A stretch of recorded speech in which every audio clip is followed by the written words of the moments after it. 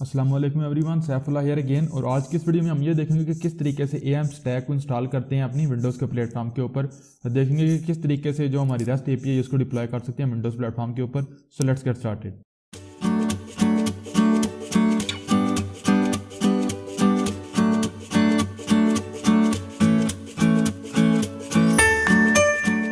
WhatsApp everyone, Saifullah here again. और आज की इस वीडियो में हमने ये करना है कि किस तरीके से AMP स्टैक को इंस्टॉल कर सकते हैं अपने विंडोज़ के ऊपर। तो इससे पहले मैं थोड़ा सा आपको बता देता हूँ AMP स्टैक क्या होता है। पहले मैंने आपको बताया था AMP स्टैक का मतलब ये है कि अपाचे सर्वर होगा हमारे पास, MySQL डेटाबेस होगा और PHP हमारे पास जो है वो सर्वर साइड स्क्रिप्टिंग के लिए यूज़ होगी। जो ऑनलाइन सर्वर भी होते हैं हमारे पास उनके ऊपर भी बेसिकली हमारे पास अपाचे और MySQL इंस्टॉल होता है, प्लस हमारे पास PHP रन हो रही होती है, जिसकी वजह से PHP की बेस के ऊपर सर्वर जो है वो डेटाबेस में से वैल्यूज़ को रीड करता है और जो वैल्यूज़ मिलती हैं उनको बेसिकली HTML में कन्वर्ट करके सेंड करता है यूज़र को। तो अगर हम ये चाहते हैं कि हम बेसिकली अपनी लोकल मशीन को उसका थोड़ा सा हिस्सा जो है वो in the form of server use करना चाहते हैं, सर्वर के अंदर कन्वर्ट करना चाहते हैं, जिसको हम लोकल होस्ट कहते हैं, तो वो हम कर सकते हैं। तो उसके लिए बेसिकली हमें विंडोज़ के ऊपर एक प्रोग्राम की ज़रूरत है जो बेसिकली मोस्टली हम XAMPP को यूज़ करते हैं, क्योंकि ये बेसिकली विंडोज़ और मैक और लिनक्स तीनों के लिए है। अगर आप विंडोज़ की स्पेसिफिक इंप्लीमेंटेशन डाउनलोड करना चाहते हैं तो वो बेसिकली हमारे पास WAMP है। WAMP में W विंडोज़ के लिए है, तो आप ये सर्वर भी डाउनलोड कर सकते हैं। इस लिंक के ऊपर जाइए, यहाँ पे आपको लिंक नज़र आ रहा होगा, तो नीचे आप जाएंगे तो यहाँ पे आपके पास 64 बिट है और यहाँ पे आपके पास 32 बिट वर्जन है, ये डाउनलोड कर लें। लेकिन मैं इस वीडियो के लिए जो है वो मैं XAMPP को इंस्टॉल करूंगा। अब XAMPP के लिए भी यहाँ पे एक लिंक है, तो आपको नीचे यहाँ पे नजर आ रहा होगा, वो आप डाउनलोड कर सकते हैं। अब यहाँ पे भी हमें जो है वो डिफरेंट वेरिएंट्स नजर आ रहे हैं, PHP का वेरिएंट है और हमारे पास XAMPP का वेरिएंट है। तो यहाँ पे आपके पास नजर आ रहा है आपको XAMPP विंडोज़ के लिए, यहाँ पे आपके पास लिनक्स के लिए और यहाँ पे आपके पास OS के लिए। तो विंडोज़ के लिए हमारे पास 32 बिट वेरिएंट है, तो मैं इसको जो है वो डाउनलोड कर लेता हूँ। लेकिन चूंकि मैंने ऑलरेडी इसको डाउनलोड किया हुआ है तो मैं इसको क्लोज कर देता हूँ। अब यहाँ पे मेरे पास मेरा XAMPP इंस्टॉलर है, तो मैं सिंपल जो है वो इसको डबल क्लिक करूँगा।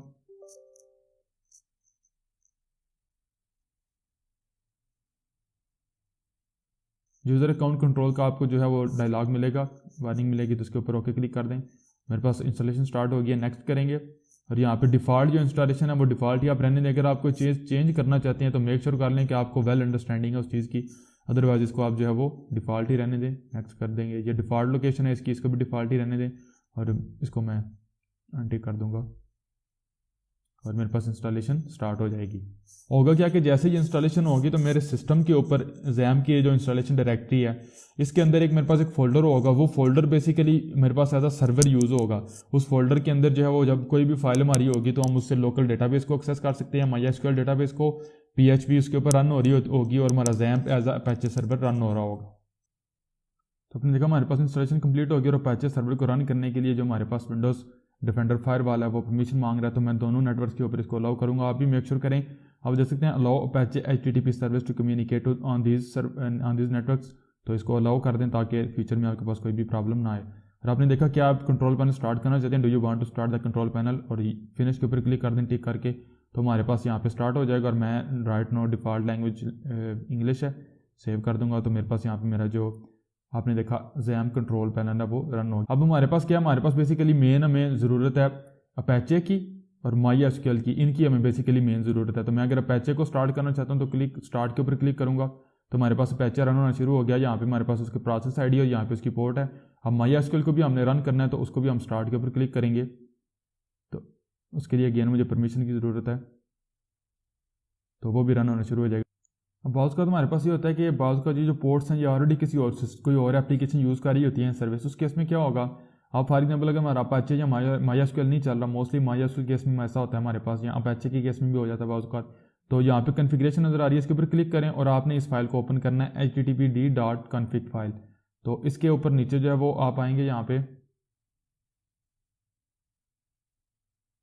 तो यहाँ पे आपको जो है पोर्ट जो मिल रही है इसको यहाँ पे चेंज करें।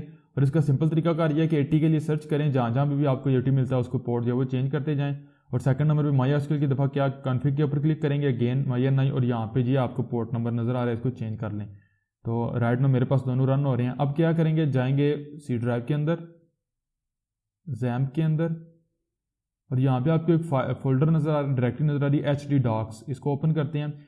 तो ये बेसिकली जो हमारे पास डायरेक्टरी HD डॉक्स, इसके अंदर कोई भी जो फाइल होगी वो पब्लिकली इंटरनेट पे भी सबको, और जो है वो हमारे ऊपर भी, हमारे सिस्टम को भी एज अ कंप्यूटर सर्वर जो है वो अवेलेबल होगी, क्योंकि ये जो फोल्डर है ये बेसिकली एज अ सर्वर हमारे पास यूज़ होगा। तो फॉर एग्जांपल अब अगर हमने इसको एक्सेस करना है तो जाएंगे ब्राउज़र के ऊपर, यहाँ पे मैं टाइप करूँगा लोकल होस्ट। तो अगर आपकी इंस्टॉलेशन सक्सेसफुल हो जाएगी तो आपके पास लोकल होस्ट में जो डैशबोर्ड है वो ओपन हो जाएगी। तो अब फॉर एग्जांपल यहाँ पे हमको जो न्यू फाइल अगर वो क्रिएट करना चाहें आप, लाइक न्यू फाइल यहाँ पे क्रिएट कर सकते हैं, फोल्डर जो है वो कोई भी क्रिएट कर सकते हैं। तो यहाँ पे आप न्यू फाइल क्रिएट कर लें एक,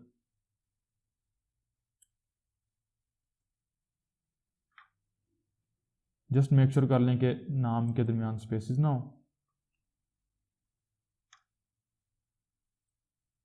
तो यहाँ पे अगर आप उसको एक्सेस करना चाहते हैं, सिंपल हमने क्या टाइप करना है, लोकल होस्ट स्लैश।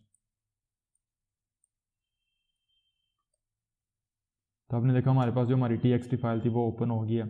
इवन अगर आप यहाँ पे इस फाइल के अंदर कुछ टाइप भी कर देते हैं और इसको रिफ्रेश करेंगे तो आपने देखा हमारे पास वो कंटेंट हमें यहाँ पे शो हो रहा है। अब जब हमारे पास हमारा एम्प स्टैक इंस्टॉल हो गया, यानी कि एक सर्वर हमारे पास आ गया, तो नेक्स्ट स्टेप ये है हमारे पास, इसको क्लोज करते हैं। मैं असल में वर्चुअल मशीन के ऊपर यूज़ कर रहा हूँ इसको, तो इसलिए तो इसको क्लोज करते हैं। इस htdocs के फोल्डर के अंदर आएंगे तो हमारी जो पाक इन्फो की वेब है इसको मैं यहाँ से उठा के यहाँ पे जो है वो ड्रैग कर दूंगा। अब अगर मैं जाता हूँ दोबारा ब्राउज़र के ऊपर और यहाँ पे टाइप करता हूँ लोकल होस्ट स्लैश पाक इन्फो, तो आपने देखा सक्सेसफुली हमारे पास हमारी जो सर्विस है वो रन हो रही है यहाँ पे सॉरी API। तो यहाँ पे अगर क्लिक करें तो हमारे पास PHP की डिटेल आ रही है। डेटाबेस के ऊपर जाएंगे, हमारे पास डेटाबेस है। अगर यहाँ पे हम इमेजेस के ऊपर आएँ तो हमारी इमेजेस भी ओपन हो रही हैं। लेकिन इंपॉर्टेंट चीज़ ये, अगर हम JSON के ऊपर जाते हैं और आइटम सीरीज के ऊपर क्लिक करते हैं तो आपने देखा हमारे पास एरर आ गया। रूट नेम है, यूज़र पासवर्ड वगैरह का एरर है। दूसरी बात है हमारे पास अभी डेटाबेस भी डिफाइंड नहीं है। मैं इसको मिनिमाइज़ करूँगा। अब क्या करना है, आप बेसिकली हमने जाना है PHP MyAdmin के ऊपर। तो अगेन इसके ऊपर जाएंगे और यहाँ पे बेसिकली पहले अपना डेटाबेस क्रिएट करेंगे, local host slash PHP MyAdmin। तो हमारे पास PHP MyAdmin ओपन हो गया। ये बेसिकली हमारे पास जो MySQL हमारे पास शिप हुआ है उसको बेसिकली मैनेज करने के लिए, डेटाबेसेस क्रिएट करने के लिए हमारे पास जो है वो एक क्या लें कि फ्रंट एंड है। तो हम क्या करेंगे, यहाँ पे हमने एक न्यू डेटाबेस क्रिएट करना है। तो न्यू के ऊपर क्लिक करें, हमारे पास यहाँ पे डेटाबेस का नेम अब मेक श्योर कर लें, अगर आप मेरे साथ फॉलो करना चाहते हैं तो डेटाबेस के अंदर आएँ और यहाँ पे अगर मैं ओपन करूँ connection.php की फाइल को नोटपैड के साथ, तो आपने देखा डेटाबेस नेम यहाँ पे मेरे पास पाक इन्फो है। अगर आप इसी को यूज़ करना चाहते हैं विदाउट एनी कॉम्प्लिकेशन तो आप इसको पाक इन्फो ही क्रिएट कर लें। अदरवाइज आपके ऊपर अगर आप कोई और क्रिएट करना चाहते हैं तो मैं इसको अगेन पाक इन्फो ही कह दूंगा और क्रिएट कर दूंगा। तो मेरे पास जो है वो क्रिएट हो जाएगा मेरा टेबल। मैं SQL के ऊपर यहाँ पे आऊँगा, मैं एक क्यूरी यहाँ पे एग्जीक्यूट करूँगा जो टेबल भी क्रिएट करेगी और डेटा भी इंसर्ट करेगी मेरे इस टेबल के अंदर। तो उसके लिए फिर क्या करूँगा, अगेन यहाँ पे आऊँगा और जो मेरे पास है पाक इन्फो डेटाबेस डॉट SQL इसको ओपन करूँगा। नोटपैड के साथ ही ओपन करता हूँ, मैंने सिंपल इसको कॉपी करना है। यहाँ पे आऊँगा और यहाँ पे अपनी क्यूरी जो है वो पेस्ट करेंगे। आपने देखा पाक इन्फो डेटाबेस जो है उसके ऊपर जो मेरी क्यूरी है वो रन होगी। तो यहाँ पे कुछ मेरे पास कमेंट्स हैं, इसको जो है वो आप रिमूव कर देंगे यहाँ से। मैं जब आपको शिप करूँगा तो मैं यहाँ पे इसको रिमूव कर दूँगा और यहाँ पे इस स्टेटमेंट की भी मुझे ज़रूरत नहीं, क्रिएट टेबल की मुझे ज़रूरत है, उसको आप रहने दें। तो बाकी ऊपर मेरे पास सिर्फ कमेंट्स हैं। तो इसको गो के ऊपर क्लिक करेंगे तो आपने देखा एग्जीक्यूट के लिए मुझसे परमिशन मांग रहा है, तो ओके के ऊपर क्लिक करूँगा। तो आपने देखा मेरे पास मेरा जो टेबल है वो क्रिएट हो गया। तो यहाँ पे आपने देखा सिटीज़ का क्या टेबल है, इसके ऊपर अगर मैं आऊँ तो मेरे पास यहाँ पे वैल्यूज़ जो हैं वो सक्सेसफुली इंटर हो गई। अब जब हमारा डेटाबेस में यहाँ पे क्रिएट हो गया, जब हमारा डेटाबेस टेबल्स और हमारा डेटा इंसर्ट हो गया तो आएंगे अगेन यहाँ पे। फिर अब दोबारा हम इसको रिफ्रेश करेंगे तो हमारे पास स्टिल यहाँ पे जो है वो परमिशन नहीं, क्योंकि हमारे पास जो पासवर्ड हमने सेट किया वो मेरे मैक के ऊपर का था, इसको बेसिकली हमें चेंज करना पड़ेगा। तो अगेन जाएंगे अपनी सर्विस के ऊपर और यहाँ पे अगेन डेटाबेस और जो कनेक्शन है इसको ओपन करूँगा मैं इस फाइल को और नोटपैड के साथ इसको ओपन कर लेता हूँ। सिंपल मैंने क्या चेंज करना है, जहाँ पे मेरे पास डेटाबेस है वो ठीक है, पाक इन्फो ठीक है, यूज़र नेम भी रूट है, सिर्फ पासवर्ड जो है वो आपने इसको यहाँ से सिंपल एम्प्टी ब्लैंक देना है यहाँ से। तो इसको सेव कर देंगे, मेक श्योर करनी है सेव हो जाए। दोबारा रन करेंगे तो आपने देखा हमारे पास सक्सेसफुली जो हमारा डेटा था वो लोड होना शुरू हो गया। तो इसका मतलब है हमारी सर्विस API जो है वो फुली डिप्लॉय हो चुकी है हमारे लोकल होस्ट के ऊपर। बैक करें अगेन और XML, तो आपने देखा XML में भी हमारा डेटा जो है वो हमें शो हो रहा है। तो ये था गाइस किस तरीके से आप एम्प स्टैक को इंस्टॉल कर सकते हैं विंडोज़ के ऊपर और किस तरीके से एक REST API को डिप्लॉय कर सकते हैं। प्रोसीजर सेम ही रहेगा, आप बेशक अपनी कस्टम की API क्रिएट करके डिप्लॉय करना चाहते हैं वो आपके ऊपर है। अगर आप पासवर्ड क्रिएट करना चाहते हैं तो वो भी मैं आपको बता देता हूँ कि किस तरीके से आप पासवर्ड क्रिएट कर सकते हैं। तो पासवर्ड चेंज करने का तरीका भी हमारे पास आसान ही है, सिंपल। आप यहाँ पे अगेन आए PHP MyAdmin के ऊपर यहाँ पे क्लिक करें PHP माई एडमिन के ऊपर, इंडेक्स के ऊपर जाएंगे और यहाँ से बेसिकली आप जाएंगे यूज़र अकाउंट्स के ऊपर।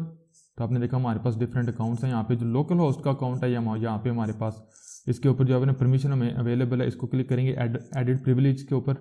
तो यहाँ से बेसिकली आप चेंज पासवर्ड के ऊपर क्लिक करके पासवर्ड कोई भी जो चेंज करना चाहें वो रख सकते हैं। राइट में हमारे पास 0 पासवर्ड है, कुछ भी नहीं है। अगर आप चेंज करना चाहें तो वो आप कर सकते हैं। तो गाइस मैं वीडियो को यहाँ पे स्टॉप करता हूँ। ये था कि किस तरीके से हम अपनी API को डिप्लॉय करते हैं अपने लोकल होस्ट के ऊपर। अगर आप अपने सर्वर को स्टॉप करना चाहते हैं तो सिंपल यहाँ पे आपके पास सर्वर रन हो रहा होगा, राइट क्लिक करें, डिफरेंट सर्विसेज आपके पास स्टॉप यहाँ पे कर सकते हैं। यहाँ से इसको शो करके तो यहाँ से भी आप इसको स्टॉप कर सकते हैं। तो मैं थ्रू आउट द कोर्स जो है वो अपना मैक के ऊपर जो मेरे पास आती है इंस्टॉलेशन वो यूज़ करूँगा, लेकिन 100% सेम रहेगा सर्वर साइड जो कोड है हमारा और बाकी सारी चीज़ें, क्योंकि सर्वर साइड कोड तो हमने चेंज नहीं करना। सर्वर रिस्पांस करेगा सेम वे में जिस तरीके से वो करता है हमारे पास, regardless of the requesting platform. तो वीडियो पसंद आया तो प्लीज़ लाइक कीजिएगा, सब्सक्राइब कीजिएगा। अगर आप मेरे चैनल के ऊपर न्यू हैं तो सब्सक्राइब कीजिए। कोई भी क्वेश्चन हो you can ask me any time in the comments. और मिलता हूँ आप लोगों से नेक्स्ट वीडियो में। अल्लाह हाफिज़।